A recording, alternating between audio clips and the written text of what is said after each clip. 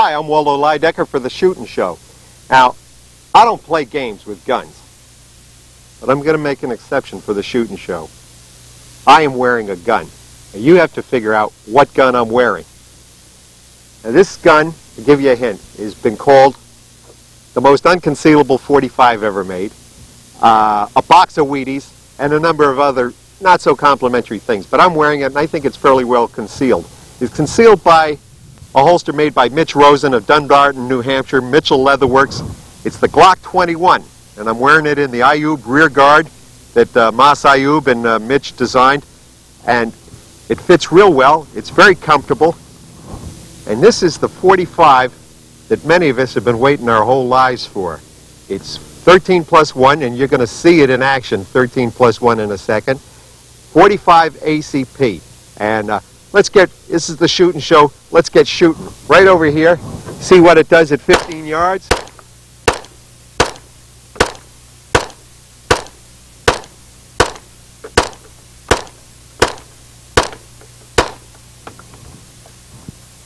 That's it.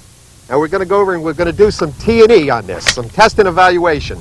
The Glock 21 field strips like all the other Glocks. It field strips very easily. First you remove the magazine, visually inspect the gun to make sure that it's empty, pull the trigger. Then, to the two little takedown levers, pinch them, remove the slide very carefully forward, and here we are. Now we're going to take the thing apart, and you're going to get a nice close-up look at what the different sub-assemblies look like. The Glock 21, like the Glock 19, 17s and such before, field strips into some very easily into some very basic sub-assemblies. Here you have your slide. This one happens to be fitted with Wayne Novak's excellent low-mount combat sights. The barrel, this is so innovative with the models 20 and 21, and by the time viewers see this on the satellite, all the Glocks I understand from Smyrna, Georgia will be coming through like this. This is a one-piece recoil spring and guide, a captive recoil spring. Here's the polymer frame. This one's fitted with Jeff Bartucci's custom Glock grips. This one is actually for a Model 17 because Jeff hasn't die-cut the larger frame grips yet. Very personal choice, gives you a little extra gripping surface. I like that. Here's the high-capacity magazine, and after the October 17th vote, high-capacity isn't such a dirty word, folks. 13+1 rounds, the highest capacity stock .45, I believe, out of the factory. That doesn't require a lot of smithing, we'll just say that. This is the Glock trigger, the trigger within the trigger, the safe action.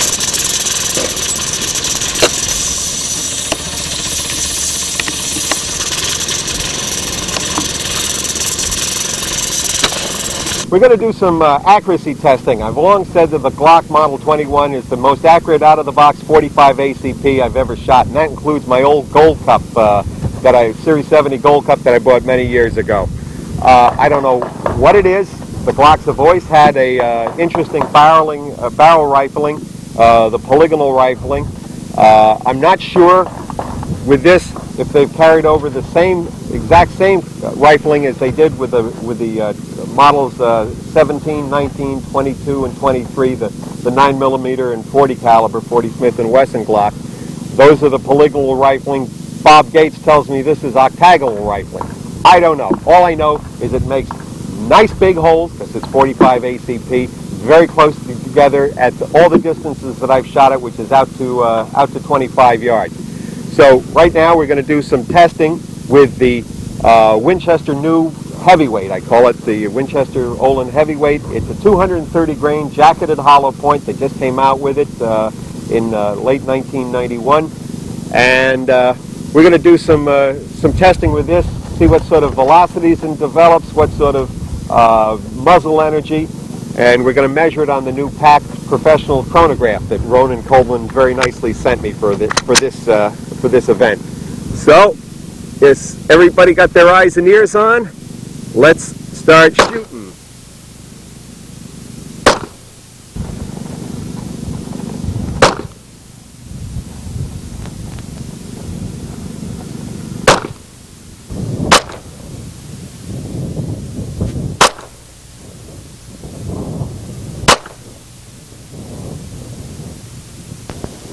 This is the fun time. This is my fun gadget of 1991 and probably 1992.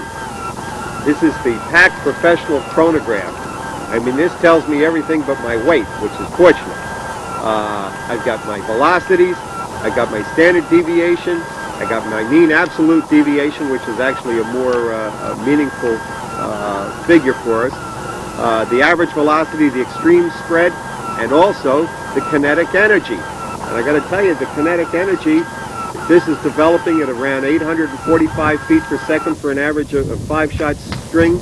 The Winchester heavyweight, 230 grain hollow point, is developing around 365 foot-pounds of energy, which is pretty good out of a 4.6-inch barrel. Well, there you have it. You've taken a look at the Model 21 Glock 45 ACP, and it's particularly appropriate that I end up my first segment for the Shootin' Show, in which GOA is a sponsor, co-sponsor, because 5 years ago when the Glocks were first imported into this country from Austria, we just had to have these. I had to take a look at this wonderful new technology. So we got a bunch of Glock 17s, and you know what? The local sheriff here in New York wouldn't allow us to license them because we were civilians. He figured they constituted an unjustifiable risk. That's what he said. He'd read some newspaper column said that it was a terrorist special and the Libyans were trying to get them, and they were plastic, and they constituted an unjustifiable risk. Well, with the help of Gun Owners of America and Larry Pratt and Richie Feldman from the NRA-ILA, which is who he was with then, it took us 11 months, but we finally got the guns licensed to civilians, and it was a major victory for us, and I certainly owe a lot to Larry Pratt and Gun Owners of America for helping me and my friends in a time of need. Now, this is the Shootin' Show, so we got to finish off with some shooting. So that's what we're going to do in this end of the segment with the Glock Grows Up.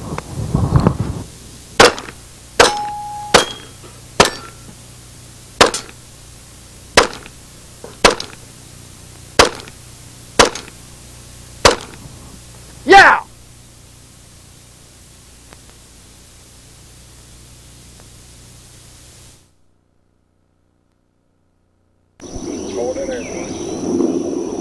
Yeah, we're doing in on record. Okay, we're in. Okay, Shootin' Show intro for this week. Rid of my chewing tobacco, which I really hate to do, but some people wouldn't appreciate it. All right. Edit. 3, 2, 1. Hello, I'm Johnny Rowland, and welcome to another edition of the Shootin' Show. We're so glad you could join us here this week. We've got another great show in store for you.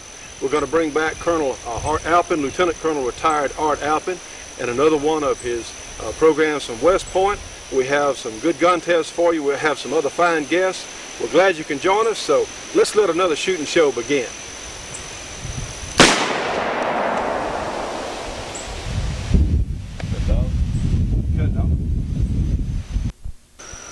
There it goes. Edit. 3, 2, 1. Well, friends, this week we're going to feature a most unusual handgun, and this is something that a lot of people, I think, have seen the advertisements. They've seen some things in magazines on this particular gun, but we have borrowed one from our good friends at Britain's Gun Shop in Shreveport, and this is the Desert Eagle, and it's in .44 Magnum caliber, which we normally think of a .357 or .44 Magnum as a revolver cartridge, which they primarily are, but the good folks at Magnum Research have designed a gun that will reliably feed the rimmed revolver cartridges. So for someone that wants Magnum performance, certainly if they have a revolver and already have those cases available to them for hand loading, or if they just happen to like the .44 Magnum, or I believe this also comes in .41 Magnum and in .357, which was the original, you might take a look at one of these guns. It's made in Israel by the Israel Military Industries, IMI, and tell you the truth, I really haven't had a lot of experience with these guns. This is the first one I've ever shot, in fact, but it is extremely well made. You can tell it is a big and heavy gun. This one has about a 6-inch or so barrel, and we're going to compare it in size. Here is our 5-inch Smith & Wesson 629 Classic DX, which we're testing and certainly enjoying. And here is the Desert Eagle, and you can tell they're actually pretty close in size. Of course, the revolver holds 6 shots, and the Desert Eagle, which has a magazine like most other semi-automatic handguns, loads through the base here. It will hold 8 in the magazine and 1 in the chamber. Now, most of you know that I really do not particularly prefer semi-automatics over revolvers, or vice versa. It just depends on what you like and what you're doing with the gun. But these are extremely strong and well made. I was really impressed when I took the gun down on just how it is made. It has a rotary bolt, and we're going to get a close-up of this in just a moment, but I'll put the magazine in to pull the slide back there. Here we go. And it goes without saying that, yes, I have checked these guns more than one time to be sure they're unloaded. But it has a rotary bolt, what we normally think of in a semi-automatic rifle, to lock the action. It is a gas-operated pistol, unlike the Browning of 1911. Of course, here's our government model Colt, which we're going to do something with a little later in the show. But the Colt is a recoil-operated pistol, and of course the Desert Eagle is a gas-operated pistol. Now, what that means is when the cartridge fires, you have some gas ports in just forward of the firing chamber itself, and gas comes from those ports down here in a passageway to the front of the barrel, where it has some holes in the bottom, and the gas reacts on a piston, which in turn drives the slide back, and of course it ejects the fired case and loads another one. It has 2 recoil springs. It's a very well thought out, very well made pistol. So let's see if we can get a close-up of this and let you look at it a little bit closer. Okay, out. Now then, bring it on forward, George, and let it center where the gun fills most of the screen, but it's got to be clear, and it's up to me to hold it real steady. Is that pretty good? Pretty close. Pretty close? All right, edit. 3, 2, 1. All right, friends, you can tell. Again, I'll bring this 629, and it's pretty close, actually, in size for the 629. And you can see, I'll pull the slide back, you can see, I believe, the locking lugs on the rotary bolt. And all the surfaces are thick. This is not a lightweight handgun. It comes down very simply for cleaning. And of course, I've taken the magazine out. And you have a lever here. I'll go ahead and take the barrel. Okay, well, that's simple enough. And you'll see the barrel literally just lifts off of it like so. And looking into the gun, you can see the dual recoil springs. And in fact, they're wound springs, like similar to what's used on the AK series guns. And it has an extra spring inside the larger wound spring. So it's just simple as can be. It just comes apart. And of course, here's your frame, and here are your double recoil springs here, and here's your gas piston, and I hope you can see that fairly. Here we go, a little clearer. There's your piston right there, and of course here's your slide and the rotating bolt. Now I'll push the bolt to the rear, and you can actually see it turn. Let's see. Edit. Where I need to put it, George? Right there. Can you see it? Can you see it turn? Yeah. All right. Edit. 3, 2, 1. And I'll press the bolt down, and you can actually see how it turns. And of course, that's what locks it into the recesses in the barrel around the chamber. So again, very well made. The metal surfaces are smooth, and it's just a most unusual concept that a lot of us haven't seen before. But we'll shoot this in just a moment and let you get a look at how the gun looks in action. Out. Edit. Okay. Okay, we're recording now. Okay, that's all right. And you got me from about here up or so? Yeah. Okay. Edit. 3, 2, 1. Now friends, I want to remind you that the Desert Eagle has some limitations on what it will do because it is a gas operated action. The use of lead bullets are not recommended because you don't want to foul the ports in the barrel, because that's how the gun works. You've got to have the gas action running down the barrel to these holes here to push the slide back. So you can't shoot lead bullets such as cast bullets or soft lead, whatever, in these guns, because it literally will stop up the ports. And tell you the truth, if you got them stopped up, I don't know how you'd clean them out, because those are either cast in or drilled metal holes, so that's just something that you just don't do. So what is recommended are jacketed bullets like this Winchester silver tip, or even we have some 240 grain Remingtons here, which are semi-jacketed, but of course, even though they have a lot of exposed lead, the jacket is what contacts the walls of the chamber, so you don't have to worry about leading. So that is a limitation that is extremely important, and it just goes along with, if you want one of these guns, well, you're going to feed it what its required diet is. These guns retail for around $800, and after looking at the gun and seeing how it's made, I can understand why it's as expensive as it is, because it has literally, it's like a short rifle. It has a rifle type action, and in fact wouldn't be a bad rifle if you put a stock on this thing, a little longer barrel. It might be interesting. Tell you what, it'd be a heck of a deer carbine. But anyway, we're going to let you look at the gun in recoil from shooting. It will not be as severe because it is a gas operated action. Of course, the gun is big and heavy, so you're going to get some muzzle flip, of course, but as far as being brutal, it's really not. The grip is fairly wide. It's pretty comfortable. The only objection that I really have on the gun, and I'm sure that this is easily remedied, the guns have fixed sights. And for a cartridge like the 44 Magnum, which your capabilities out at, it's really a useful cartridge out to 100 yards or a little further, and that's the one thing that I would change immediately. I would put a good adjustable sight on it. This one at 100 yards is pretty far off, as far as you have to use a lot of Kentucky windage.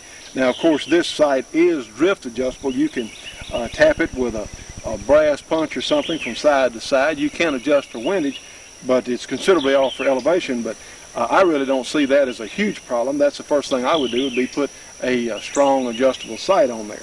So anyway, let's watch the gun when we shoot it and just see what it looks like when it goes off. Now, any of the Magnum guns are shall we say, not for the faint of heart, but or not for beginners. I wouldn't recommend this gun at all for a beginner, but they are fun once you understand what they are and how to properly manage them. Edit. 3, 2, 1. All right. You don't come shoot this thing, George. I'll shoot. Edit. 3, 2, 1. Now, friends, I've loaded several cartridges in the magazine, and of course put it in the base. And personally, I'm not sure how you would carry this gun. I suppose the safest way, and let me take the magazine out for a moment, and we know it's unloaded, yes. Probably the safest way to carry this one, if you wanted one chambered, would be carry it with the hammer down, and the safety, of course, goes from down for on safe and up for off. And I'm supposing carry it just off the firing pin. The safety will go on this particular gun on half cock. So I'm thinking that would be the way if you wanted to carry this in a holster with one chambered, and to get the gun ready to fire, what you would do would push the safety off and thumb cock it. Now, out here on the range, when we're moving between targets or whatever, then you could have the gun cocked with the safety on, because it disconnects the trigger and it locks the firing pin when you put the safety on the gun. So that would be my choice. I would not carry this gun, shall we say, cocked with the safety locked in the on position, because I'm always concerned that you might accidentally or inadvertently push the safety off, and then you have a cocked 44 Magnum in your holster. So since it doesn't have a grip safety, and a lot of you know that I'm a big proponent of grip safeties on semi-automatic guns, especially the single action guns. So that would be my choice to carry the gun, would be to lower the hammer. And in this particular case, half cock is on the 1911s is not how to carry the gun, but in this particular case, you can pull the hammer back to the first notch there and put the safety on. So then, of course, the trigger is out of operation. You can still cock the gun, but if somehow it did get cocked, you'd still have your safety on. And of course, the other way to carry this gun would be an empty chamber, condition 3, empty chamber and loaded magazine. So let's let you look at it for a moment. We're going to insert the magazine, be sure it's all the way in the base. It's very important. And this semi-automatic is no different in some areas from any other semi-automatic. The condition of your magazine is absolutely critical. If you don't have a properly fitting or properly adjusted magazine, and you'd say, well, how can you get a magazine out of adjustment? Well, just drop it on something hard and let these feed lips hit on something, and yeah, it's out of adjustment. So anyway, your magazine is critical on this gun as it is on any other semi-automatic handgun. But to load it, as you've heard me say all these times, and I'll say again, just like I always talk about, we always have eye protection, and I've already got my hearing protection in. Load the gun, pull the slide all the way to the rear, and let it go, and let the spring load the gun. And of course, I'm going to apply the safety, because we're going to handle it here for just a moment. So we're going to get a close-up and watch the gun with full charge loading. Oh, okay. Edit. All right, edit. 3, 2, 1. All right, friends, let's shoot the gun a couple or 3 times and let you see what it looks like and recoil in my hand.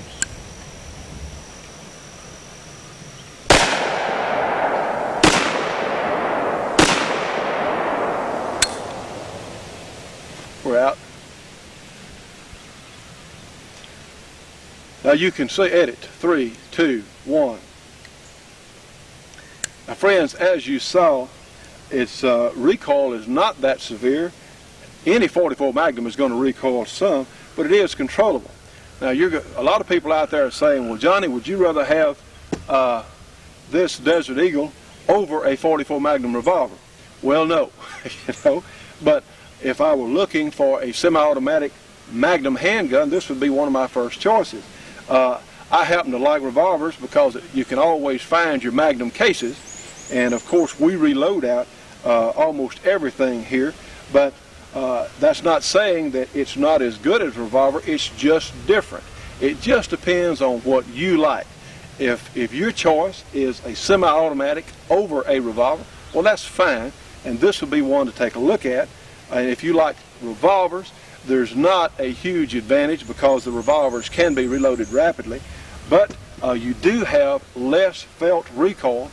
And we chronographed a couple of different loads out of this Desert Eagle, and the velocities are essentially the same as our 5-inch 629 Classic. So if you're looking for a lot of extra velocity with this barrel length, you're not going to get it, but it still performs very well. And the accuracy potential on these guns is supposed to be real good. Ours looks good. We haven't run any long-range accuracy tests simply because it's so hard with these fixed sights to get it sighted in and have an exact aiming point. But again, for what it is, the gun is very well made. You can tell they spent a lot of time in engineering. I would think the service life would be a long time on these guns, and they certainly deserve a look. So let's take one of these Remington 240 grain jacketed hollow points,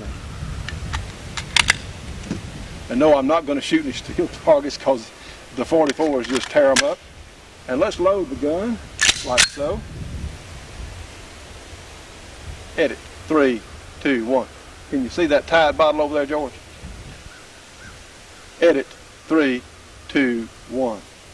So let's shoot our ferocious laundry soap jug over here filled with detergent. And I do want to say the triggers are pretty good on these Desert Eagles. At least the trigger's good on this one. It's easy to shoot. So let's see what the full charge Remington 44 Magnum looks like on this water jug.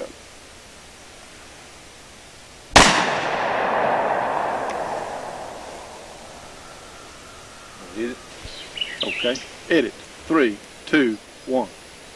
Now friends, on last week's program we had this tremendous enhanced government model from Colt, and I think that if you saw last week's program, you know how impressed I am with this particular gun. It is, as far as I'm concerned, it's one of, if not the very finest semi-automatic pistol I ever shot. And this doesn't go to say that the other manufacturers don't make very fine semi-automatics, because many of them do. But this Colt is as good as anything I have ever picked up and had the opportunity to shoot and handle. But you know, we talk about all kinds of things here on the Shootin' Show. So this week we have a couple of accessories that may be of interest to several of us out there. And these, we have a full-length recoil spring guide from AccuSystems, and we also have a slide-mounted compensator. Now, for those of you who don't know what a compensator is, on the match guns for action shooting or shooting for IPSC, many of the guns will have a compensator out here on the end of the barrel to assist in keeping the muzzle of the gun down, and they have some other recoil reducing accessories such as this system from AccuSystems. But what it does, it enables you to get back on your target or to the next target quicker. And you know, friends, a lot of these matches are won not by tenths of a second, but in fact by hundredths of a second. So any little advantage, such as a compensator or anything else you might do, some little something to the gun to improve its performance, might make the difference in winning or in fact losing a match. Now, this compensator is different from most of the ones that a lot of us have seen, in that it doesn't go on the end of the barrel. It in fact fits into the slide. Now, it replaces the barrel bushing inside the slide. And tell you the truth, when the good folks at AccuSystems sent us this package, I didn't know if it was going to work or not. But I'm happy to report that in fact it does work. And when you use the compensator in conjunction with their special recoil reducing full-length guide rod for the recoil spring, it really cuts down on muzzle jump and helps you get back on whatever target you're shooting quickly. And we're going to give a little demonstration of this in just a moment. But these pieces from AccuSystem are indeed well made. I'm most impressed with the quality, and about the best reference I can give them is they work. So we're going to be featuring Wayne Baldwin a little bit later from AccuSystems. He was in town this weekend for the gun show, and I think you're really going to enjoy meeting with him, because they offer some other products that he's going to tell us about a little bit later on. But as far as we're concerned for now, though, we're just going to demonstrate these, and the wind came up.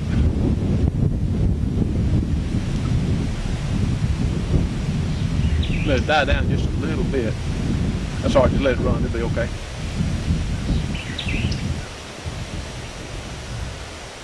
Okay, edit. 3, 2, 1. Now, installation of these parts is really pretty simple, and they supply a full set of instructions, and it's really not difficult at all to install once you understand the basics. If you know enough to take your gun apart and clean it, well, you probably can install the AccuSystems compensator and full-length recoil spring guide. Now, you'd say, what advantage does this have over the other or a barrel-mounted compensator? Well, it doesn't have certainly no advantage at all, except it's very easy to change out.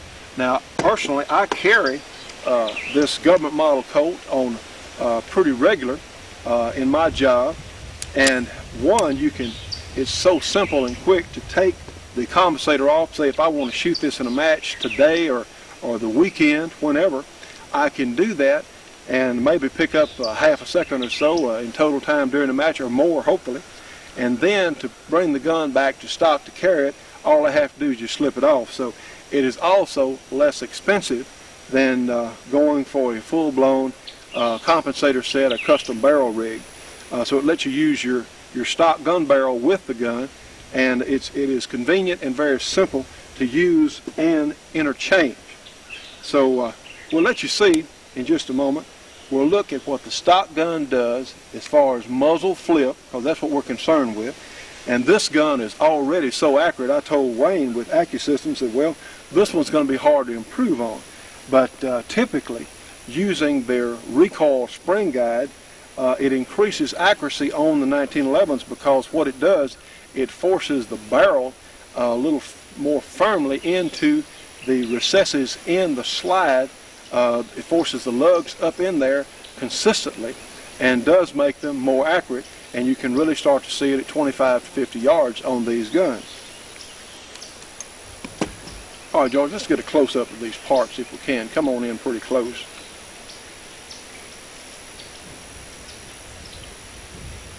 All right.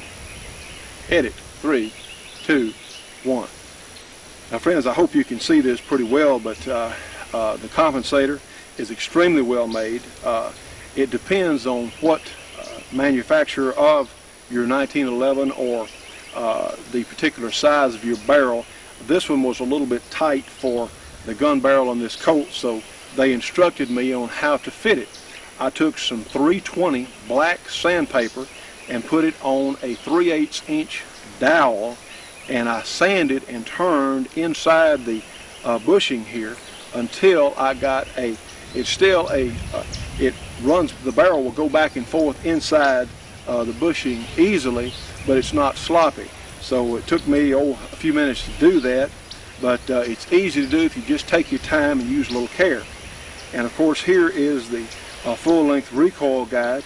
It doesn't have the edges on it like the standard Colt recoil spring plug, but it slows down the slide in cycling and supposedly will extend the life of the barrel of the slide against the frame there, because it does actually slow down the unlocking cycle. It does reduce recoil. So it has a flat wound spring, and internally here it has a captive 60-pound spring. Now, they make these systems for several different guns, including the Grizzly, which is based on the 1911. So it is impressive. It's well made, and a couple of friends of mine have these, and several of us are trying these and just seeing how they do work. And I can say that this one does. So we're going to look at it in just a moment. All right, out. Edit. 3, 2, 1. Okay, friends, let's watch the muzzle flip on our Colt, shooting factory hardball rounds from Federal. And I'm going to hold the gun just like I normally would, because for us to have a fair test, of course, that's what has to be done. So watch the muzzle flip and recoil of the stock gun with a stock 230 grain loading.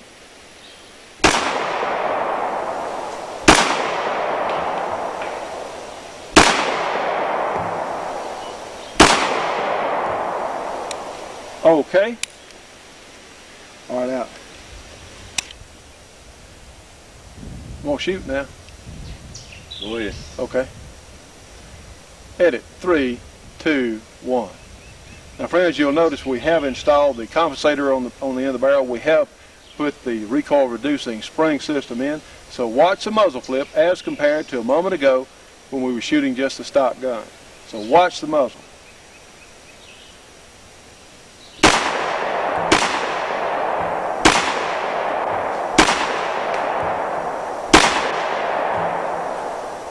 Okay, I think you saw that. Edit. 3, 2, 1. I think you saw that the muzzle did not rise as much. In fact, it's quite a bit. It is amazing, and you don't feel as much recoil. So we're going to be talking to Wayne a little more about this in a few minutes. Edit. All right. Now then, let's. Well. Yeah. Okay. Edit. 3, 2, 1. And you know, friends, the AccuSystem custom parts just make it a little more fun to shoot. It makes it a little quicker to hit these targets. And shooting is what this is all about.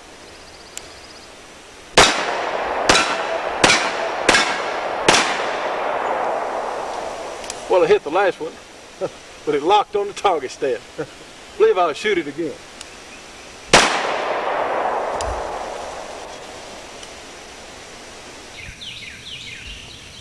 Okay, edit.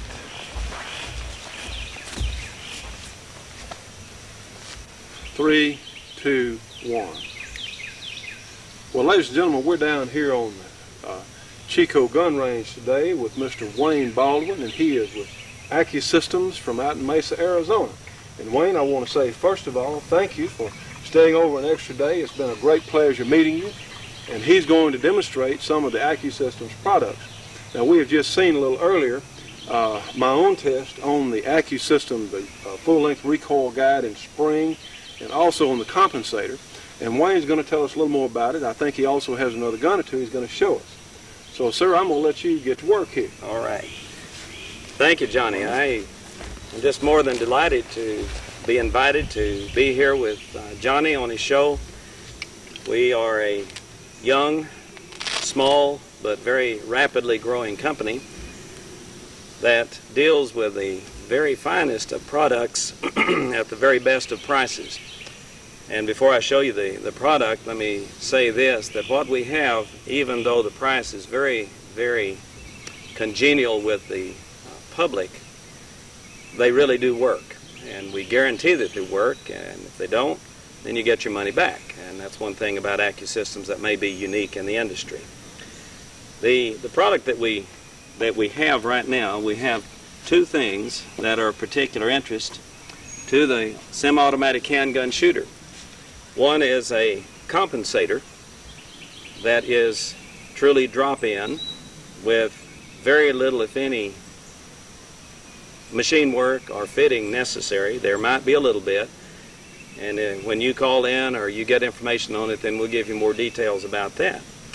But this is a compensator in the black oxide finish that goes on the Colt system, 1911 Commander and Officers models, and any clone like that.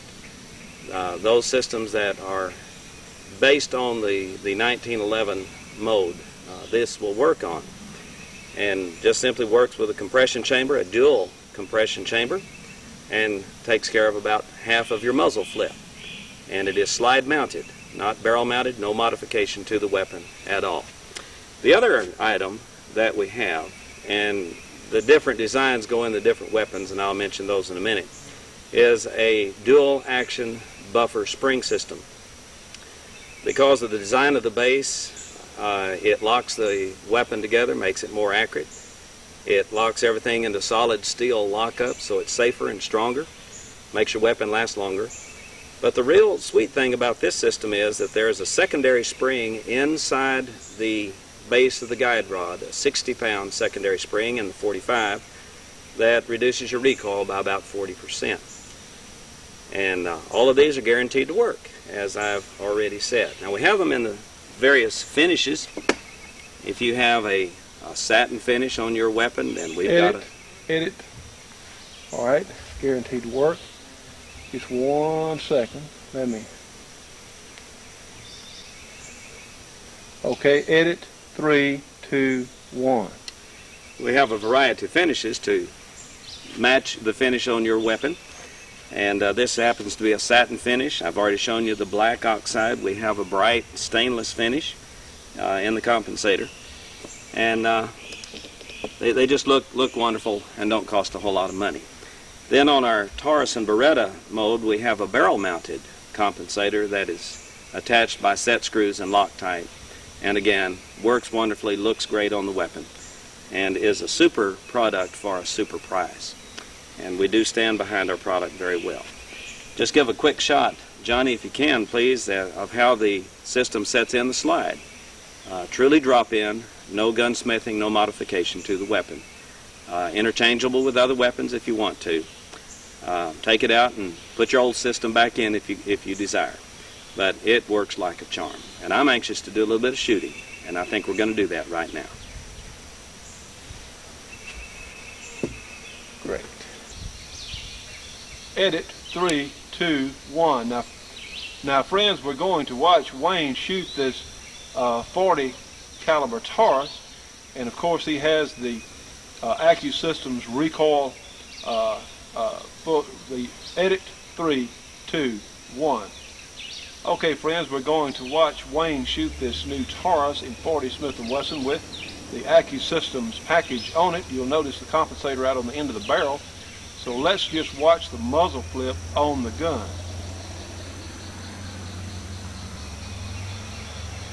Okay, go ahead, Wayne.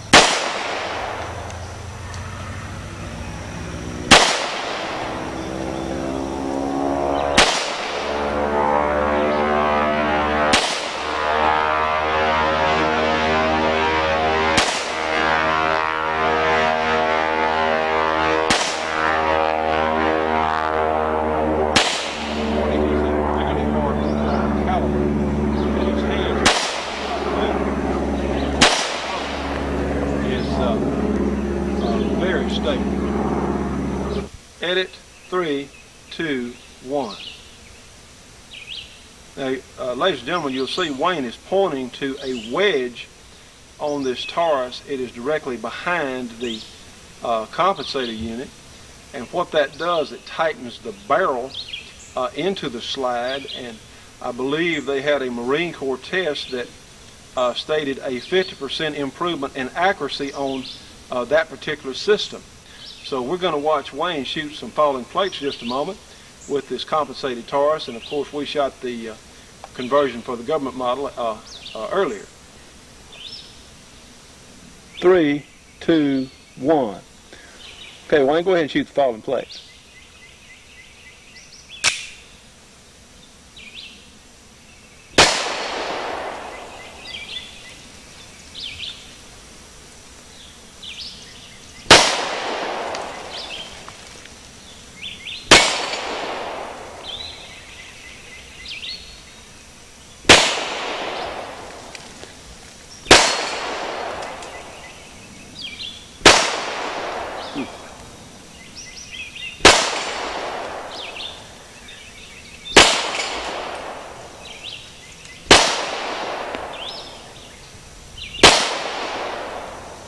All right.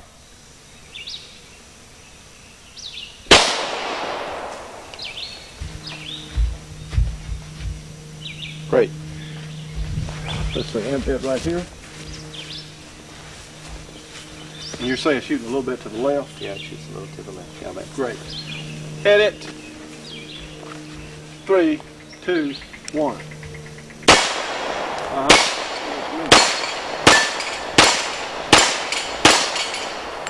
Super. Edit 3, 2, 1. I forget we're taping. Did you say that? Now when, yeah, I said super. Oh, that's all right. Now when you say edit, does it turn off and on? No, that's oh, that's your cue for, okay. So the tape continues. Edit.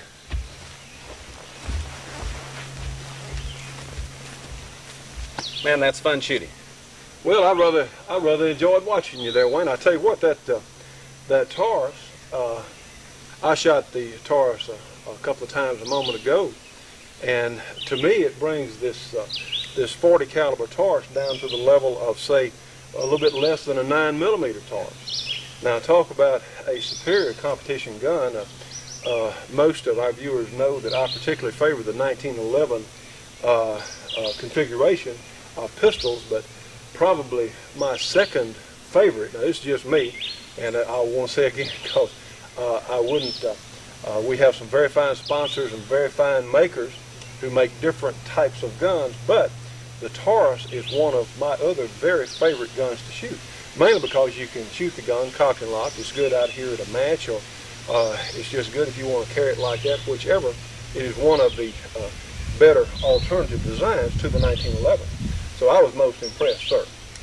Well, Johnny, it's been a super pleasure being here with you all the way from Arizona, and on behalf of AccuSystems, Don Helms, our company president, the whole state of Arizona, and every distributor and retail dealer that we have in at least 20 states now, 25 in fact, I think, by latest count, I'm more than happy to present to you our official jacket. Well, sir, thank you. With AccuSystems on it, and I hope you wear it well, sir. Now, see, folks, these people, that may not give you the shirt off the back, but they will give you their jacket. So. Indeed. Thank you, Johnny. Thanks so much, Wayne. We've certainly enjoyed meeting you and getting to know you, and we look forward to some good results with your products. If you are interested in the products, call area code 602-464-1095. That's in Mesa, Arizona. Thank you much, Johnny.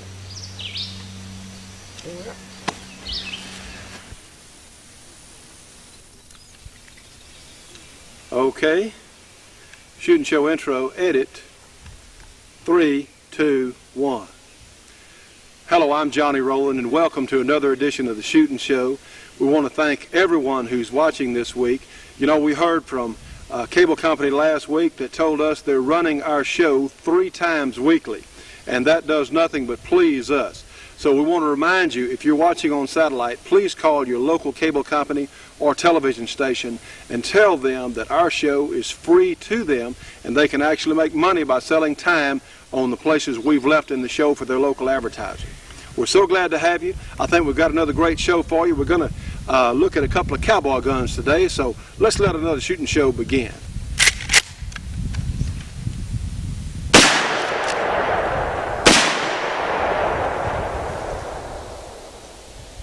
Out. Edit, 3, 2, 1.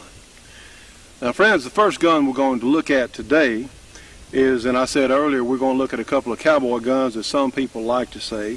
This is a Ruger Super Blackhawk in 44 Magnum, with one difference from most of them that we'll see out there, and this one has a 10-inch barrel.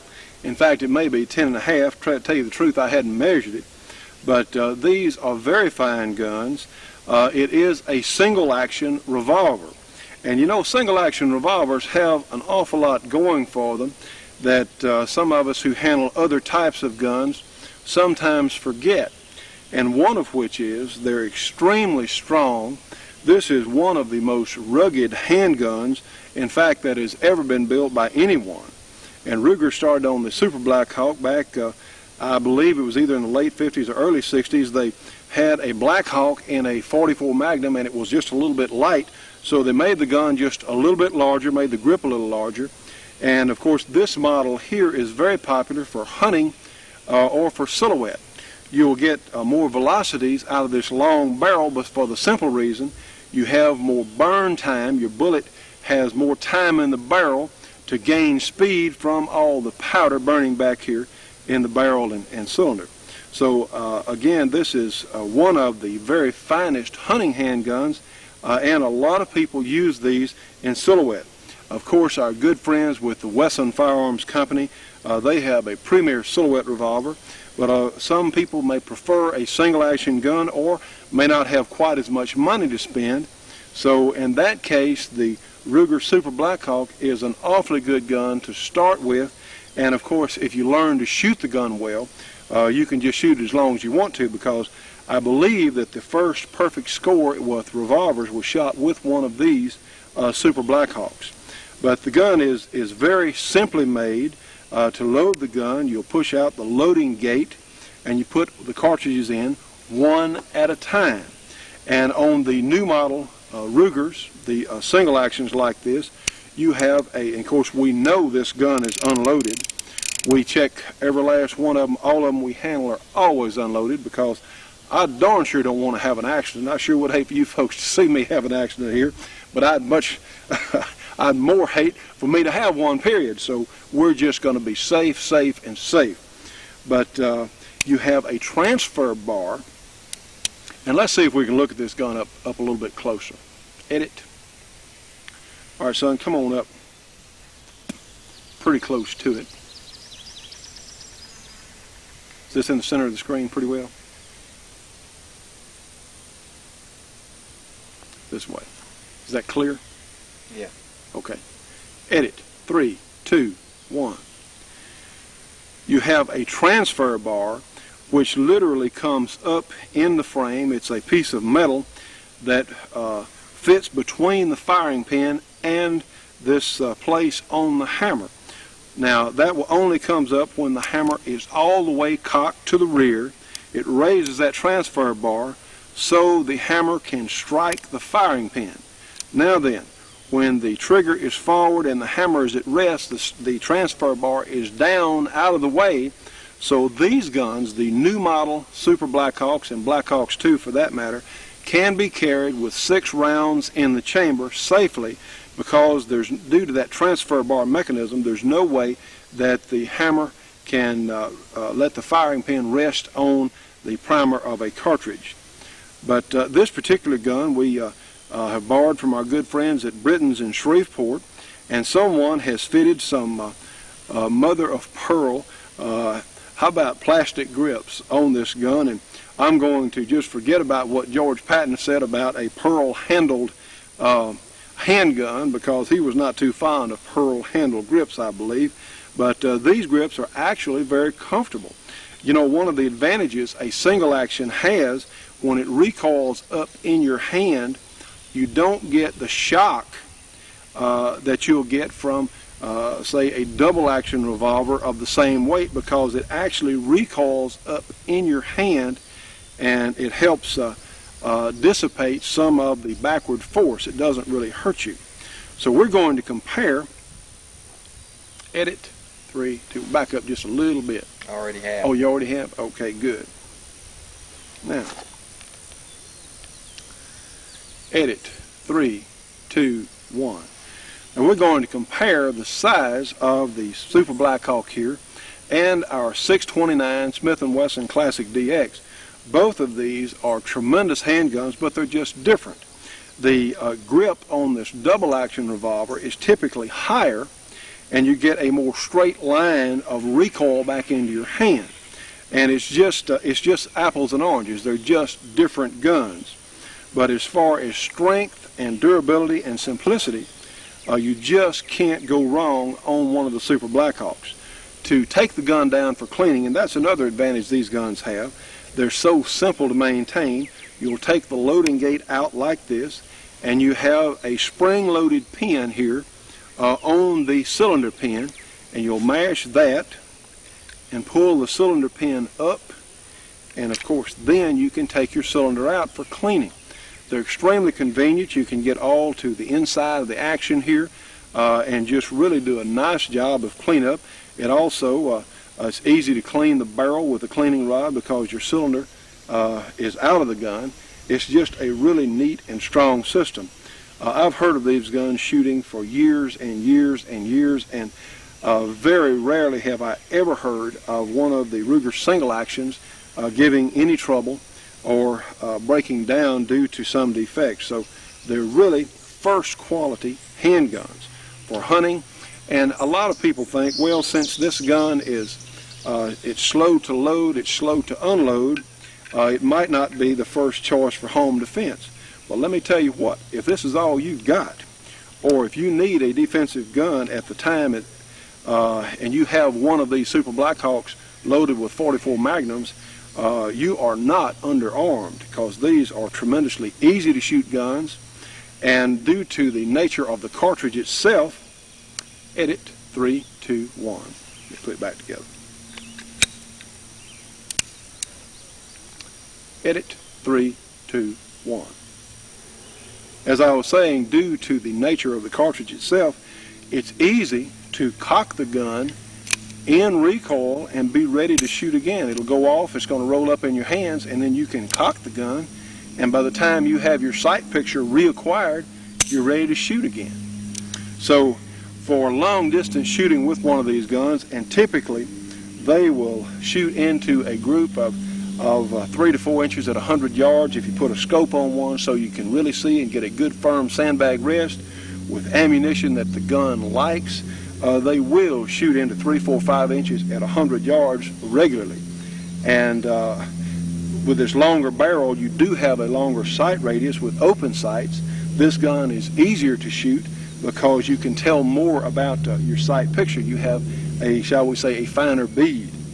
But these guns can be used for home defense, and the cartridge is so powerful, you're not as likely one of these cartridges, if you hit what you're aiming at, Say you have an animal in your yard that is dangerous or whatever else, or anything else that might be a threat to your home, you've got the power available with these guns to do just about whatever you need to do. Also, since it is a 44 Magnum, it will shoot the very mild-mannered 44 Specials. So again, that can be used for home defense. It's going to have very low recoil, and it's still a big old cartridge. It's a big bullet. It's not going to go through several houses and hurt someone outside the home if you did have to fire it. So we also are going to run a velocity check today to give you an example of what the longer barrel will do in comparison to our 5-inch 629 that we were looking at earlier. Hit it. All right, that's all right, just let it run. How big a sight picture? How big a picture you have on me? Got all the way down to about that much below the table. Okay, bring it in just a little bit, if you would. I've been bringing it in and out the whole time. Oh, you have? Yeah. All right, bring it in. We're going to have just keep us from having a jump cut. Bring it in just a little bit. To just you? Right here. Just to the gun? Mm-hmm. Well, no, me and the gun, about from right here up. See, the problem is your head gets cut off. That's the problem. Okay, well, right, catch my head and. That's fine. Okay. Edit. 3, 2, 1. Now, friends, speaking of our 629 that we tested on our show recently, this particular gun comes with a round butt configuration, and my problem is in shooting the heavier loads that this gun really shoots so well and accurately and will stand up to shooting. The narrower grip frame on these classic guns, truthfully, is pretty tough on your hand. And I had done quite a bit of shooting with it a week or so ago, and my hand was sore for several days because of the back strap. Well, as you can see, the grip looks a little different. So I have a quick fix for someone with one of these guns that kicks really hard, because any 44 Magnum is going to have some recoil. So basically, let me show you what I did. I went down to the local discount store and bought a bicycle inner tube. Now, this is a little trick that I picked up from Rob Gates, who was with Glock, in fact, and he was using a bicycle inner tube on his Glock as an added grip aid.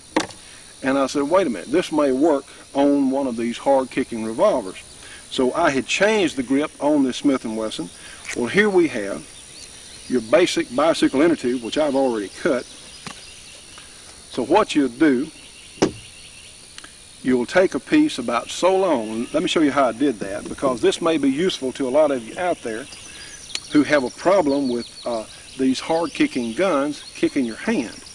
Take your knife and cut a strip out of the inner tube about so long.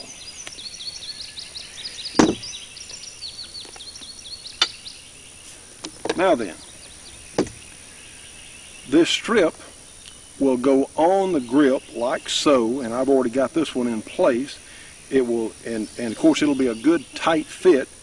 And I did one more thing other than put this bicycle inner tube on there.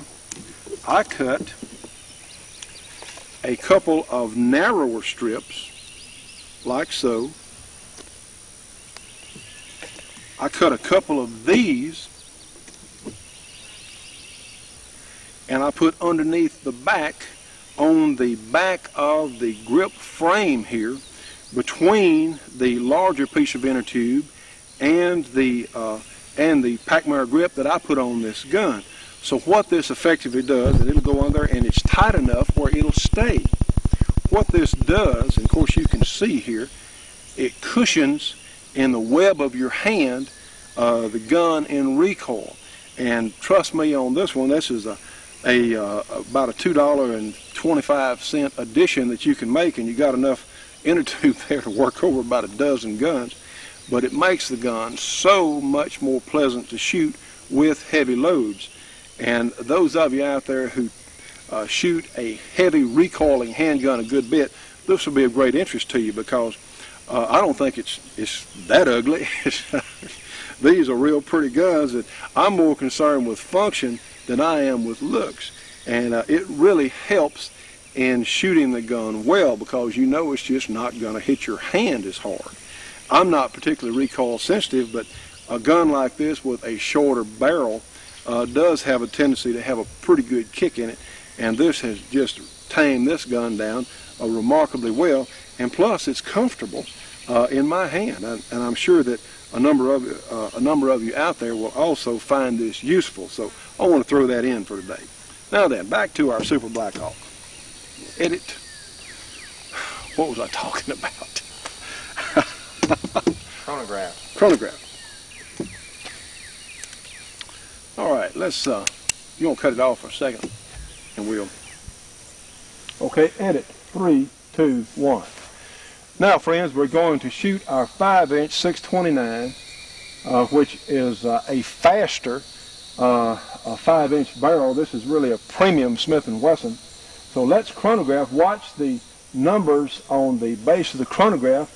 We're going to shoot a 240 grain jacketed hollow point, a Remington full charge 44 Magnum through the chronograph out of the 5-inch Smith & Wesson. We're going to compare that to the longer barrel Ruger in just a moment. So watch the screen on the chronograph.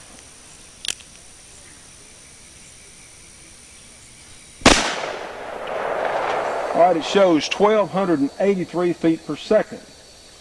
Edit 3.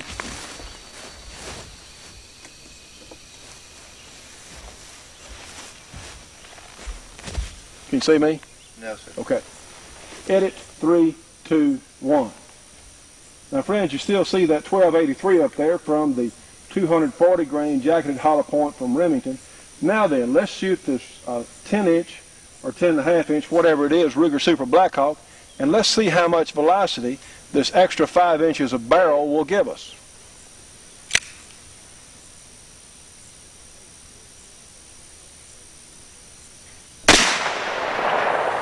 Okay, it's 1,527 feet a second. So, you know, that's a pretty dramatic increase. And out there at 100 yards, believe me, that extra 200 and nearly 250 feet per second will make a difference. So you can normally figure an extra 50 feet per second per, You need to do it again. Why? You got the camera. Well, could you see me? Yes. Well, did it matter? Well, you got the camera several different times, looking towards the camera. I tried to holler at you, but you couldn't hear me. Edit. Oh, is it off? Yeah. Go ahead, cut it. We'll do that again. Yeah, we need to shoot it again. Go ahead. Okay. Edit 3, 2, 1. Now, friends, let's take our 10.5 or so inch Ruger Super Blackhawk. We've just shot the 5-inch 629 Smith & Wesson, and let's see how much difference with this Remington 44 Magnum 240 grain jacketed hollow point that the extra 5 inches of barrel makes. Watch the screen on the chronograph now at the bottom.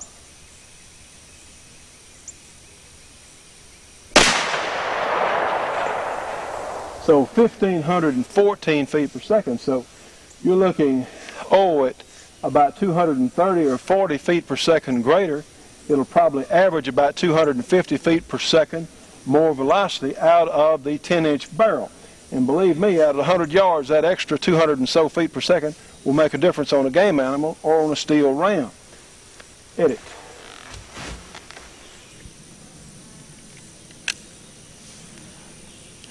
Edit. 3, 2, 1. All right, now, friends, we're going to try the Remington 180 grain bullet through the 5-inch Smith & Wesson, and let's see what kind of velocity we get with it. Watch the screen again on the chronograph.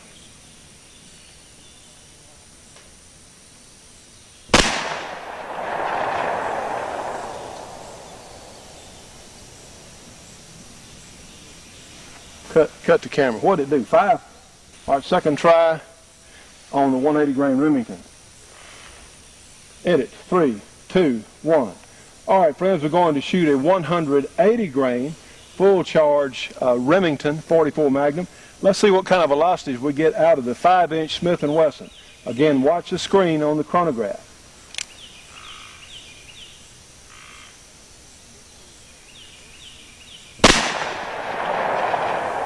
All right, that's running 1,520 feet per second out of a 5-inch barrel. Well, let's try the same drill through our 10-inch Super Blackhawk and see how much difference there is on the 180 grain bullet. We're on. All right, edit 3, 2, 1.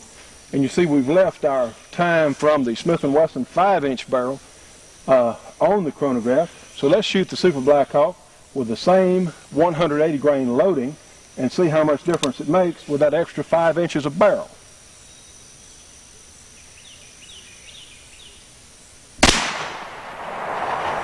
My goodness, 1,864 feet per second. Well, friends, trust me on that one. That is smoking. That bullet is flying. So you can really see, you can get a good idea there of the velocity increase that extra 5 inches of barrel gives you. Edit. Out. Yeah. All right. Edit 3, 2, 1. Now, friends, a moment ago, and of course we had a cloud come up since we were doing our chronographing, but you can see that the extra 5 inches of barrel for the 44 Magnum really do make a difference because they have a lot of powder to burn there. And of course the 5-inch barrel 629 is much, much easier to carry. But if I were going deer hunting and I anticipated shots of 100 yards or so, I believe I'd take a hard look at the longer barrel gun. Or if I were silhouette shooting and wanted to knock over a steel target at 220 yards, the 10-inch barrel will definitely give you some advantage. Well, now then, let's look at the gun in recoil to see just how a single action does recoil. So we're going to load it with a 240 grain jacketed hollow point. Let's put a couple of them in there, in fact. And now then, let's get a look at the gun under recoil and see just what it does in your hand. Be sure my hearing protection is in, because this thing, any 44 Magnum, is always going to be loud. All right, edit. Now, son, we'll get up pretty close to the gun. I've already done that. Huh? I've already done that. Is it clear?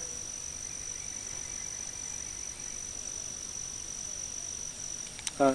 It's clear? All right, we're going to thumb cock it like you have to do for every shot. And we're ready to shoot. Now watch the gun roll in my hand.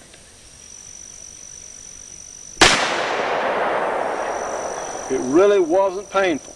All right, let's watch it again. Watch the gun roll in my hand.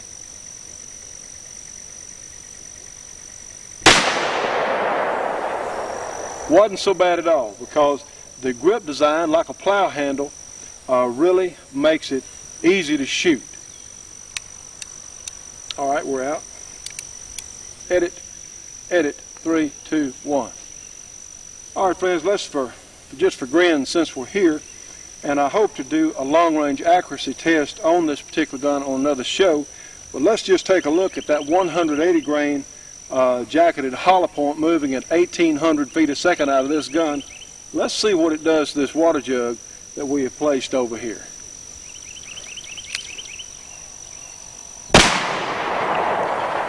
Whew. And we're out.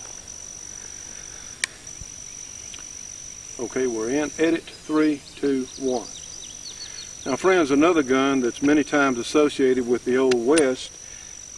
This is the Winchester Model 94 in 30-30 chambering. Now, this is about as good a deer gun for 100 to 150 yards as money can buy. Typically, these guns, or the Winchester 94s, many times are used without a scope, because if you can hit a target roughly the size of a 1-gallon water jug, well, that's pretty much going to be comparable to the vital area of a deer or similar sized game animal. If you can hit that with open sights at 100 yards, well, you can kill deer with these things. But they're very reliable guns. The design was perfected about, I believe it was 1894, since this is a Model 94. And the 30-30 Winchester, if my knowledge is correct, was the very first American smokeless powder cartridge. So we'll be going into that on another program, and I may get corrected about that this week. But these are very fine guns. They're light and handy. They're a reasonable size. The lever action It's pretty smooth. You just have to work with them and become accustomed to them. Of course, what happens when you work the lever, it immediately cocks the hammer, and a shell is released from the magazine on the bottom of the gun, and you have a shell carrier here on the inside that brings the shell or the cartridge up in conjunction for loading. And of course, when you bring the lever back up, it loads itself. And these guns can be fired very rapidly. The 30-30 is a medium power cartridge. I would call it that, a medium power cartridge. We chronographed the Remington 150 grain bullet just a little bit earlier at about 2,300 feet per second with a 150 grain bullet. It's a good game cartridge, 100, 150 yards, certainly within your limits of your trajectory. So the 30-30 is not outdated as compared. There are a lot of semi-automatic carbines out there, but these are still neat and handy guns. With expanding bullets, the 30-30 is still an effective cartridge. So I want to remind you that in these tubular magazines, we only load, if you're a hand loader, round nose bullets, because the primer, the nose of this bullet is going to be up against the primer of the one in front of it. So if you have a sharp bullet, there is a potential in setting off under recoil the other cartridges in the magazine. So we only load round nose bullets. But the way these guns work, you load the cartridges one at a time in the loading gate here on the side. And we're going to do that for several cartridges. And it's really pretty simple, the way they work. And of course, it's a little trick to it there. There we go. Here we go. It's not that hard.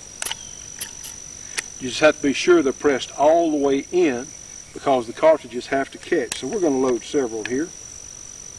And, well, I said I am. That's part of it, is getting to know these guns, is just using it and doing it, shooting the gun, to become proficient with it. But let's see what this gun looks like in recoil. And again, they can be shot accurately, pretty fast, faster than a lot of folks realize. So let's take a look at that for just a moment. All right? Just let her run. You got a pretty good shot of me here? Yeah. From here up? All right. Okay? Okay. Edit. 3, 2, 1. Now, we have a target over here off camera, but let's just look at how rapidly the 30-30 can be fired with certainly good accuracy, I'd like to say. So lever one in. That's how it works.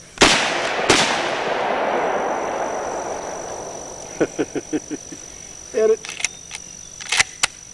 3, 2, 1. All right, we've just levered a shell in the chamber, so let's watch it recoil for just a moment.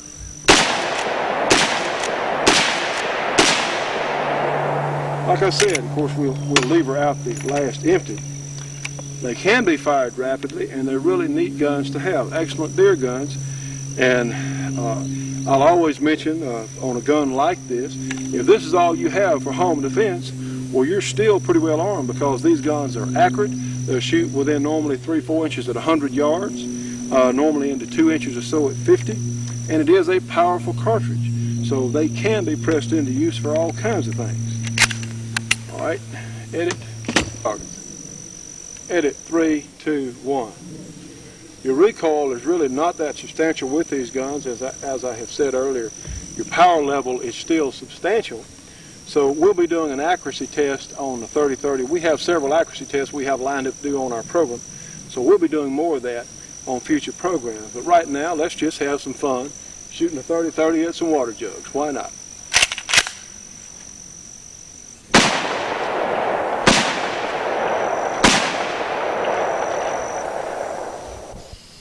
Okay, we're in.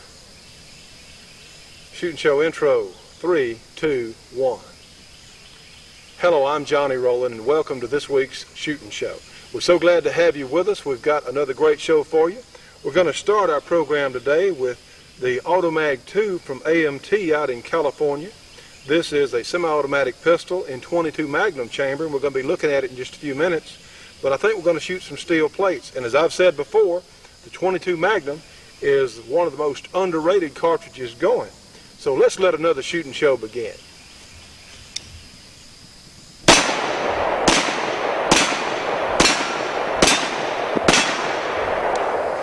And stop. We'll do it one more time.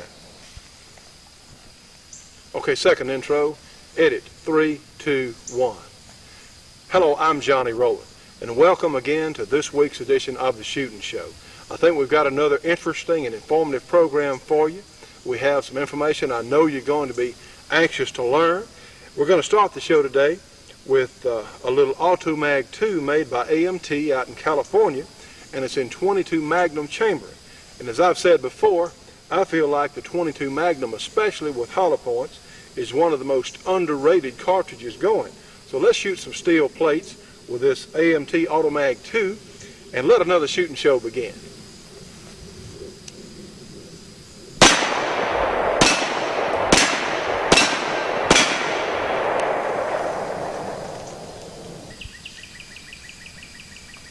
Okay, we're in edit 3, 2, 1. Now friends, one of the guns that we have on this week's program, and I suppose you could almost call this week's show Semi-Automatic Day. We ran a piece on revolvers on last week's program. So today we're going to look at several semi-automatic handguns.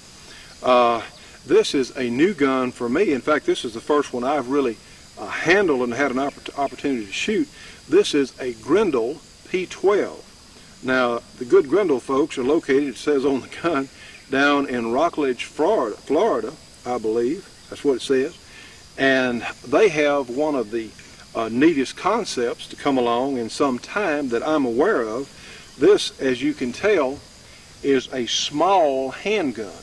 In fact, it's actually, and we know, of course, it's unloaded. You know me, I'm going to check them and check them.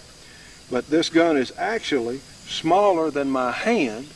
It's in .380 chambering, caliber .380, and it holds 12. Now, a lot of new products that come along, some of them work, some of them don't, but I'm very pleased to say that this little gun functions extremely well. We have shot it with full metal jacket ammunition, and we've also shot it with the Winchester silver tip hollow point. And let's see if we can get a little closer look at the Grendel P12. All right. How big is it in the screen? Pretty big? I can come on up. Well, that's fine, just so we can get a good shot at it. That's far as it go. Okay. Now then, folks, edit 3, 2, 1. As you can tell, again, it's a very small handgun, and the frame appears to be made out of some kind of high-strength plastic, and of course the slide and barrel are made of steel, but it doesn't have an external safety. It has a double action only trigger. And I would suppose the weight on this trigger is probably 12 or 14 pounds, but that in itself is a safety mechanism because you're not nearly as likely, it's going to take some effort to pull the trigger on this little gun. It appears to be very well made, and our preliminary tests have shown the gun to be accurate within its limitations of a very small handgun. And I tell you what, friends, now a .380 is not that far behind some of your .38 special chamberies in small revolvers. We chronographed the Winchester silver tip out of this little gun at about 850 or 875 feet per second. And we did some expansion tests on the silver tip, and it expanded, the silver tip bullet expanded extremely well. Most impressive. This would, I think, would be an excellent backup gun, or if a lady is looking for a semi-automatic handgun to carry, if she's licensed to carry a concealed handgun, one to have in her purse, because it really looks to be a trouble-free design. The bullets ride up high in the magazine in relation to the barrel, and it has a really well-made ramp going into the barrel. So I think it's going to function extremely well. We haven't shot this gun too much, but we have had no foul. Edit 3, that's all right, 3, 2, 1. We haven't shot the gun that much, but we haven't had any malfunctions with it through, I suppose about 100 rounds. The good news is it's a fairly inexpensive handgun. I've seen these guns retail for about $150, and depending on where you are, you may find them slightly more or slightly less, but they take down pretty easy for cleaning, And really, I'm impressed. A lot of new products come along that you don't know what to think about them, but I'm genuinely impressed by this little Grendel. All right, edit. Edit. 3, 2, 1. Now, friends, since this is a plastic framed semi-automatic gun, again, as I've said many times before, you must have a locked wrist to shoot these guns and make them function reliably. Although we've done some experimenting with this gun and we haven't been able to make it malfunction yet with a limp wrist, but to be on the safe side, you should have that locked wrist to make these alloy or like the Glock, a plastic framed automatic, to make them function properly. And of course, every shot will be the same. This is another feature I really like about this gun. Every shot, every time you pull the trigger, it's always the same. And you don't have to worry about the hammer being cocked, or putting it back into your pocket or wherever, because the hammer will not stay cocked. It's double action, and we know, of course, it's empty. But the gun, to be fired, you pull the trigger all the way through. It has a hammer that you can see here. It's just like a double action revolver in the way it works. And again, this is such a neat concept, and trust me on this one, 12 silver tips would not be an uncomfortable thing if you needed a gun. And of course, if you need a gun, you normally need it real bad, and there's two things that you want. You want functioning and reliability, and you want an adequate caliber.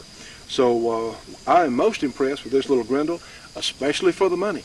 For $150, it looks like it's going to be a durable little gun, and it certainly gets high marks from us. So we're going to shoot this in just a moment and let you look at it on paper and just see what it'll do. And we're out. Okay, edit. 3, 2, 1. Now, friends, the way that we load this gun, I've loaded the magazine with 11 silver tip cartridges by Winchester. You insert the magazine in the base like most other semi-automatic handguns. Pull that slide back. Again, do not put your finger on the trigger. If you don't want to shoot, don't put your finger on the trigger. It's that simple. Grasp the gun by the frame like so. Pull the slide all the way back and let it go. And of course, it loads itself. Now then, to get the full 12-round capacity, we'll take the magazine out and we'll put one more round in it. The magazine holds 11, and of course with one in the chamber, it holds 12. Now watch the gun in my hands. It really doesn't have a lot of recoil, but watch it shooting these full charge silver tips. I'm going to shoot. Edit. 3, 2, 1. It's got a little bounce to it. It's not objectionable. And it just spit right out of it. All right, let's try the gun on paper in just a moment. All right. Edit. 3, 2, 1. Now, friends, we have a rough approximation of an IPSC type target over here on my left. And let's shoot a full magazine and one in the chamber through this little Grendel 380 fairly rapidly. We've got a mixture of silver tips and full metal jacket ammunition. And normally, if you want to make a semi-automatic handgun that's a little finicky about ammunition, if you want to make it jam, just mix the ammunition between hollow points and full metal jacket. But let's just see what it'll do in this little circle I've drawn on this paper target here.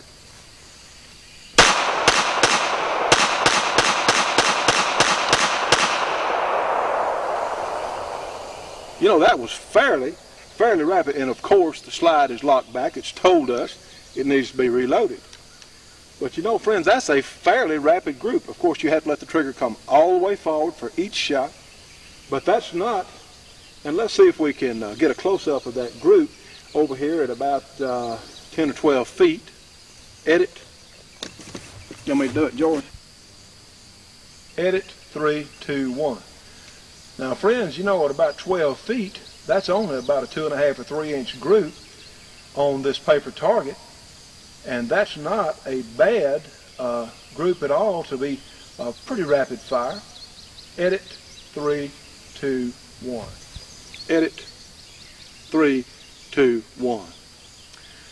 Friends, I would highly recommend, if you're looking for a small yet pretty potent semi-automatic handgun with a very fine safety overall mechanism built into the gun, we certainly recommend you take a look at the Grendel P12 in 380. For the money, it's an excellent buy. It looks like it's going to be very durable. It is reliable, certainly as much as we've shot it. So this is one that if you're looking for a small handgun like this, you probably ought to take a look at. Edit 3, 2, 1. We've got a jet airplane, but whatever. 3, 2, 1. Now, friends, we were shooting when we opened the show today with the Automag 2. Now, this gun is made by AMT out in Irwindale, California.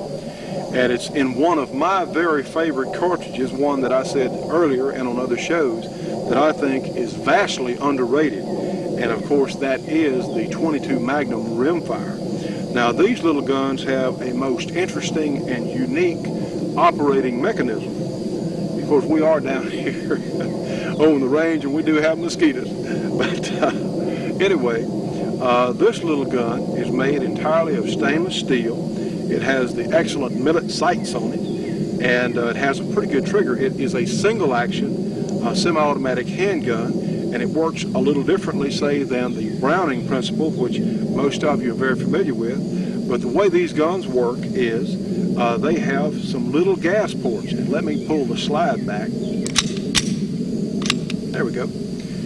You have some little gas ports actually inside the barrel, which retards the action. Instead of having a locking lug, say like the Colt 1911, the little holes actually use gas from the cartridge firing to retard the mechanism and let the pressure safely drop so the slide can come back and eject the empty cartridge case and pick up another one from the magazine.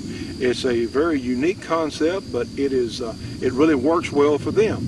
There aren't that many guns chambered, or that many types of guns chambered for the 22 Winchester Magnum rimfire, but I think that's going to change because people are starting to find out what neat cartridges they are. As I've said before, I've had as good a luck on small game with the 22 Magnum cartridge as I have with 9mm. So, I mean, this is just my own experience. So, I think for someone who is recoil sensitive, someone who's looking for an accurate, fast-firing semi-automatic handgun will do well to take a look at one of these guns. The way it works, of course, the hammer is cocked upon the slide coming back, and you can have the safety mechanism on in place, and it's turned down. So let's get a look at this a little bit closer.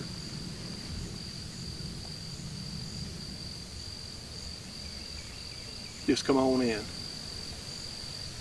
that pretty good? Is it clear? Okay. Yeah. Edit 3, 2, 1.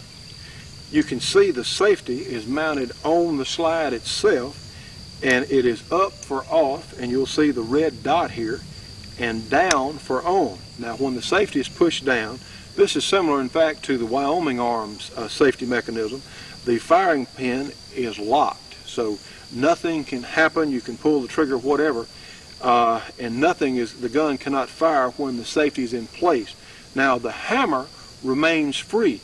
You can put the safety on and let the hammer down safely over a chambered round, and it's not going to go off. Of course, we never take chances. We always hold the muzzle in a safe direction. We never point the gun at anything we can't afford to lose. But this is a neat concept. If you would like, you can carry the gun hammer down with the safety on. Or if you feel comfortable with it, you can carry the gun with hammer, edit. All right. Which way? All right, back on up, Joe. Back it on up.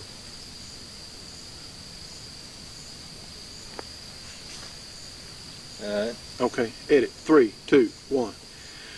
There are a couple of ways to handle this little gun and carry it. You can carry it with the safety on and the hammer cocked in a holster if you're comfortable with the mechanism once after you've learned how to use it. or you can carry it in the hammer down position. I'll squeeze the trigger and let it down gently with the safety on. So it is a safe design if you use it properly.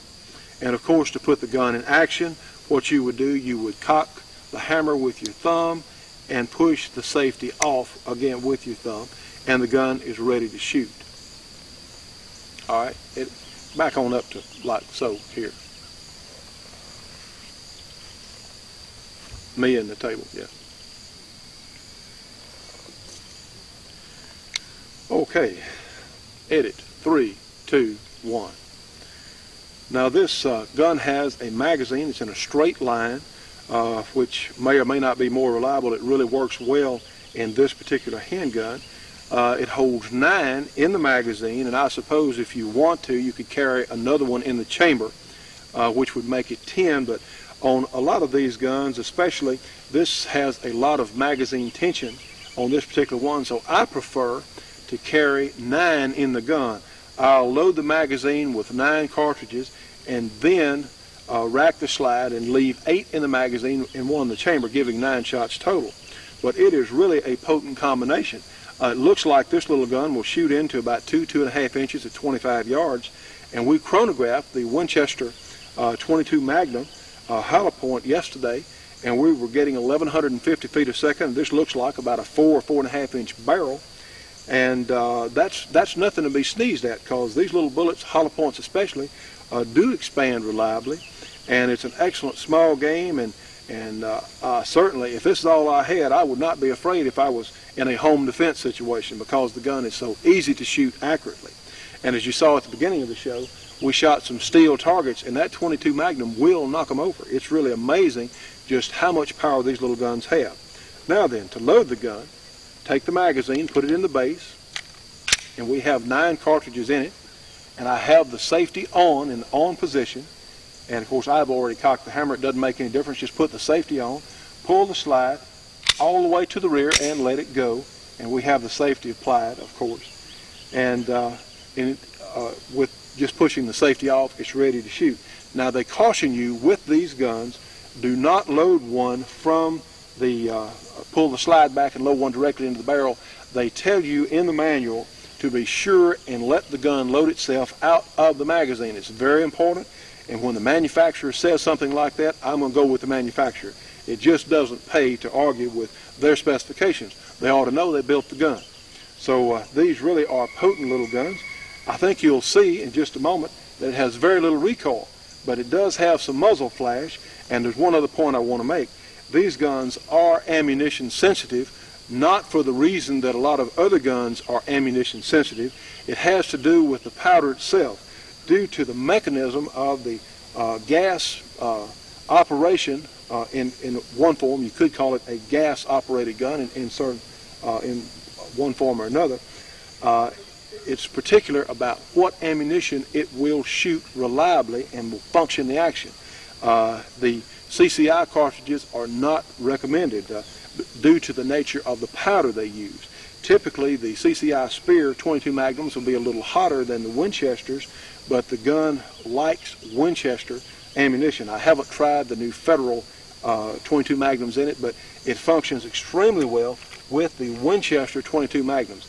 What you do when you get one of these guns, you have to go out and try it and see what they like. Typically, semi-automatics, you have to remember they're not revolvers. They can be picky about the ammunition that they like, and they like some brands better than others, even for accuracy. So, but typically these guns do function extremely well with the Winchester 22 Magnum rimfire. So let's watch the gun. I think you'll see it's just going to have no recoil at all, and it is loud, and I am going to check my hearing protectors. And now then, let's shoot the gun and just watch it. Edit. We have a pretty good shot of this, George. Just me and the gun. All right. Edit. 3, 2, 1. All right, I'm going to push the safety off, and let's shoot the gun a couple of times here.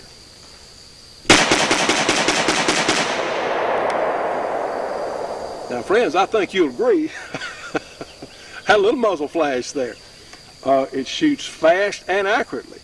So we'll shoot something else in just a moment.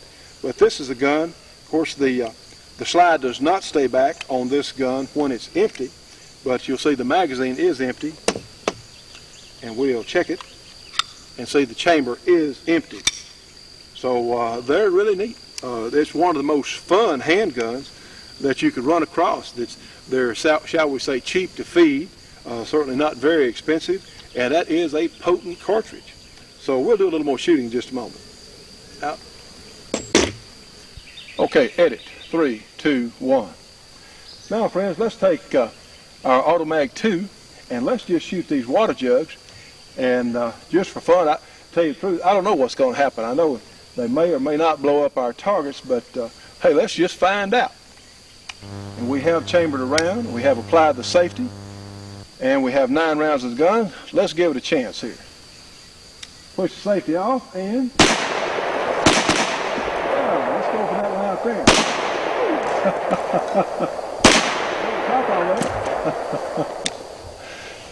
A neat concept. Of course, I have applied the safety. Trust me on this one of the most fun guns that you can own, and one that I think is certainly worth taking a look at. This is a keeper. This is one just if you have other guns, you can really also enjoy shooting the .22 Magnum rimfire, and it's potent, it's powerful, and a lot of fun. And that's enough reason right there to own a firearm, just have fun with. Here up, table up, okay. Edit, 3, 2, 1. Now, friends, I guess I could say that I'm holding, shall we say, a bear of a handgun, and I can call it that, no pun intended, because this is the LAR Grizzly, and this is just about the most potent package for its size. I suppose it is in .45 Winchester Magnum, and I say potent for its size. It has roughly, I'm going to call that a 6-inch barrel on this gun, and essentially this gun duplicates the .44 Magnum revolver cartridge in a semi-automatic cartridge, of course the .45 Winchester Magnum. They're very similar as far as striking power, as far as velocity, for bullet weight, but the good news is this Grizzly is made on a 1911 pattern. In fact, some of the parts on this gun will interchange with the 1911 Colt, but it's much bigger and much stronger in areas where it needs to be. This gun has excellent millet sights on it. It has a good trigger, and this gun used to belong to me before I had some sort of fit and traded off for one reason or another, but and certainly no reference on the gun, because we go through a lot of guns on our program. We'll trade one off if it belongs to one of us involved and get something else to show for the program. But it has Packmire grips on it. It's just, all I can say, this is a tremendous handgun for its size, especially because it's really not that large a package. It holds 7 in the magazine and 1 in the chamber, so you've got 8 rounds of .45 Winchester Magnum. Now, this is a factory Winchester full metal jacket .45 Win Mag, and we chronographed these loads yesterday at 1,350 feet a second. Well, that's a tremendous amount of energy with a 230 grain bullet.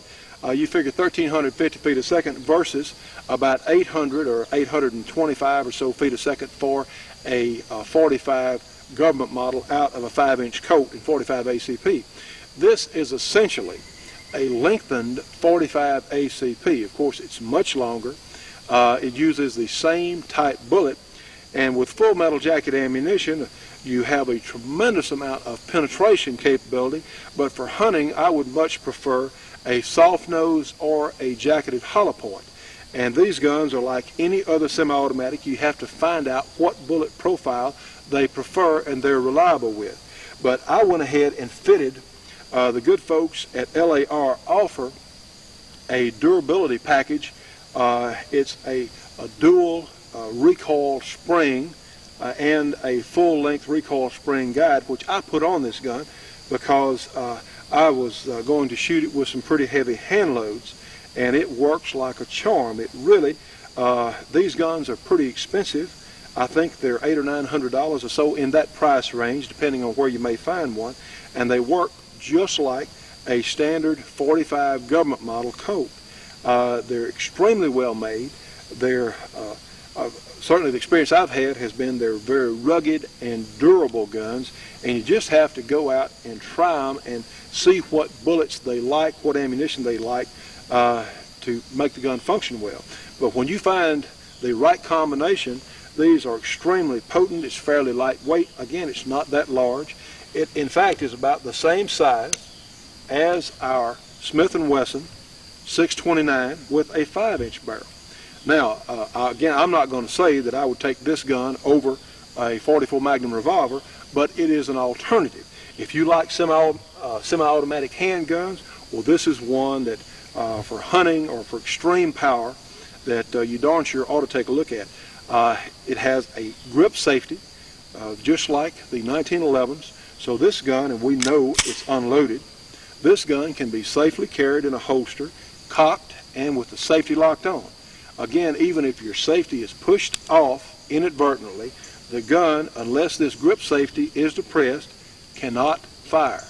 So you have an extra safety mechanism there that makes these guns safe to carry.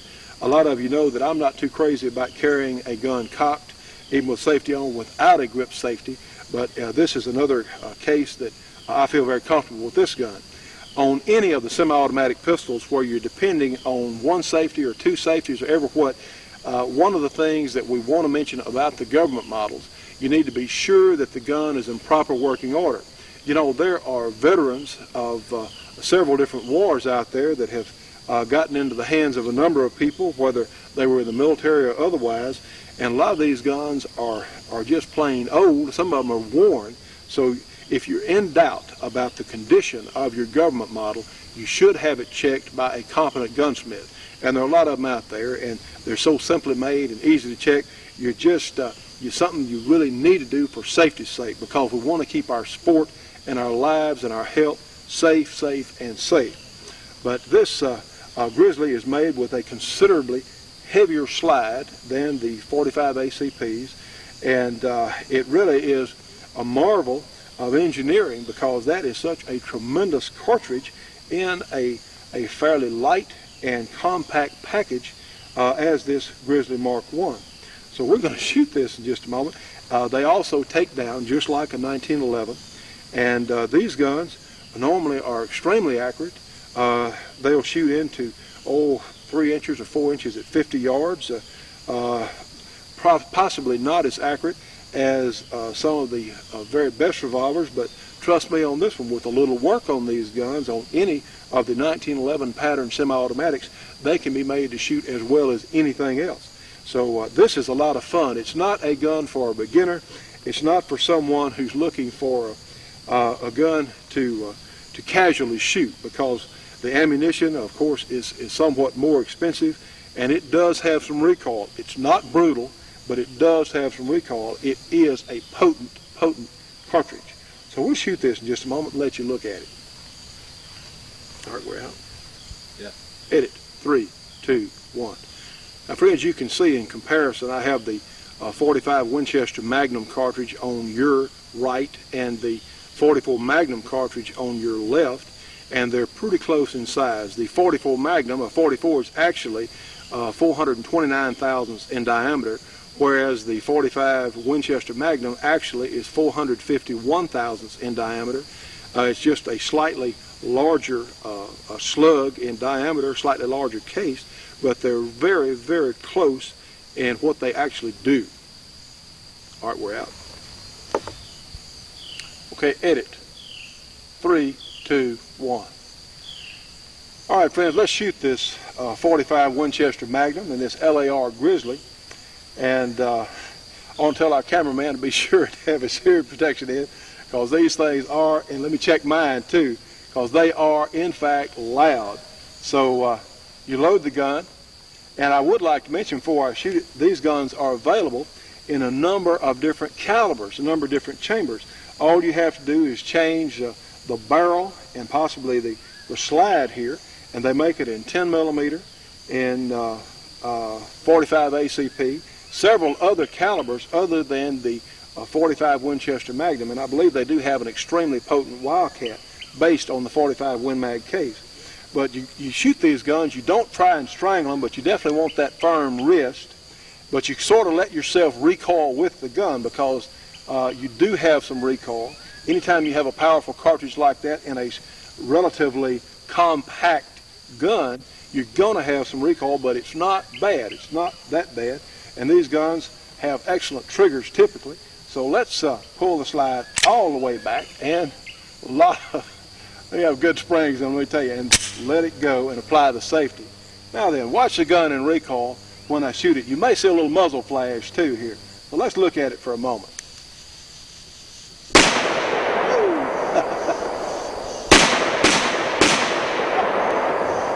Yeah, it's, shall we say, somewhat potent. Now then, all right, we're out. Now a gun like this, edit, 3, 2, 1. A gun like this, Grizzly, in 45 Win Mag, is another fun gun to have. A tremendous hunting handgun. Just about anything you want to do with a powerful handgun you can do with this Grizzly. But it's also a lot of fun. Now, in a different way from the 22 Magnum Auto Mag 2 we were testing earlier, this is just apples and oranges. It's another whole kind of handgun, but it is a lot of fun. One that demands your respect, and of course this is, again, I'll say not for beginners, but if you get out and shoot the gun and master the way it works, you're going to really enjoy it. So let's shoot these water jugs back over here with the 45 Win Mag full metal jacket bullets, and you won't see the dramatic explosion because these bullets will penetrate right on through. If we had any soft nose or hollow points, which I just don't happen to have here today, you would see those water jugs just about vaporize. But let's go ahead and shoot it and see what it looks like. Well, wasn't too bad actually, was it? For a full metal jacket bullet moving 1,350 feet a second. Let's shoot it again. Tremendous gun. LAR Grizzly.